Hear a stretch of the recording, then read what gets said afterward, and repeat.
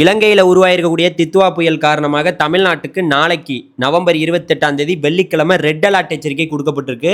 அதில் உச்சபட்ச எச்சரிக்கை நாகப்பட்டினம், திருவாரூர், தஞ்சாவூர், புதுக்கோட்டை மாவட்டத்துக்கு 20 சென்டிமீட்டருக்கு மேலே மழை பெய்யுங்கிற ரெட் அலர்ட் எச்சரிக்கை கொடுத்துருக்காங்க.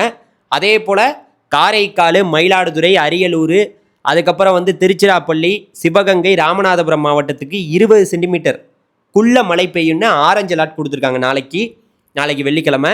அதே போல் நாளைக்கு கடலூர், பெரம்பலூர், அதுக்கப்புறம் மதுரை, விருதுநகர், தூத்துக்குடி மாவட்டத்துக்கு 10 சென்டிமீட்டர் வரைக்கும் மழை பெய்யுன்ட்டு மஞ்சள் எச்சரிக்கை கொடுத்துருக்காங்க. உச்சபட்ச எச்சரிக்கை நாகப்பட்டினம், திருவாரூர், தஞ்சாவூர், புதுக்கோட்டையில் தான். அதாவது 20 சென்டிமீட்டருக்கு மேலே மழை பெய்யுன்னு சொல்லியிருக்காங்க. காலையிலையும் பெய்யலாம், மதியானத்துலையும் பெய்யலாம், நாளைக்கு நைட்டு கூட பெய்யலாம். அதனால் ரொம்ப பாதுகாப்பாக இருங்க.